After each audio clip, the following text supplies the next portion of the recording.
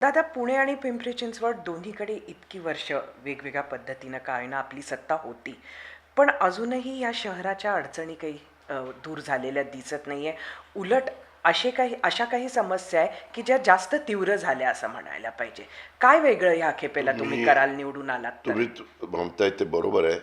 पिंपरी चिंचवडमध्ये 17ला तिथं आमच्या विरोधामध्ये स्थानिक राजकारणामध्ये तिथले असणारे लोक आले आणि 17 ते 2000 आत्तापर्यंत ते त्याच्यामध्ये हस्तक्षेप करतात, तिथलं स्थानिक नेतृत्व. आणि तिथं ज्या काही प्रकार घडले, मग तिथं काही चुकीची प्रकरणं झाली. मी अनेक पुरावे तिथं सादर केलेले आहेत. ती आशिया खंडातले सगळ्यात श्रीमंत महानगरपालिका, ती जे कर्ज रोखे काढावे लागले, काही 4,000पेक्षा जास्त कोटींची स्थापत्याची बिलं तिथं देणं बाकी आहे. मी 25 वर्ष तिथं काम करत असताना डेव्हलपमेंट करत करत, रस्ते रुंद करत, डबल फ्लायओव्हर करत, ग्रेड सेपरेटर करत, पाण्याच्या समस्या सोडवत ठेवी पण वाढवत होतो. आमच्या काळामध्ये ही सगळी कामं करत साधारण 2,500 कोटीच्या ठेवी होत्या. त्या आता 10,000 कोटीपर्यंत जायला पाहिजे होत्या. त्या ठेवी वाढल्या नाही, उलट कर्ज महानगरपालिकेवर झालं. कर्ज रोखे हे एक वेगळं गोंडस नाव आहे, परंतु ते एक प्रकारचं कर्जच आहे.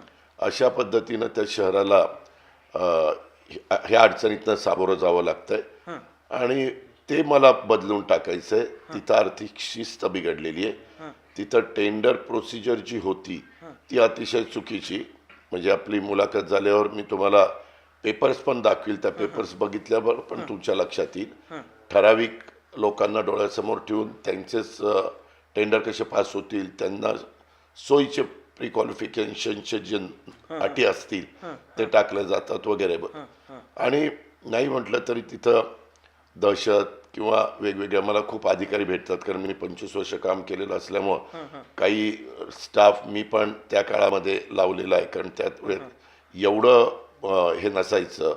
आता कसं MPSC मार्फतच लावलं पाहिजे किंवा ज्या नियम अटी ठरवून दिलेल्या आहेत त्याच्या बाहेर जाता येत नाही. 91-92ला ती परिस्थिती नव्हती आणि त्याच्यामुळं ही लोक, नाही दादा आता आम्हाला तिथं नाही राहायचं, काहींनी स्वेच्छानिवृत्तीनं राजीनामे दिले चांगल्या पोस्टच्या लोकांनी.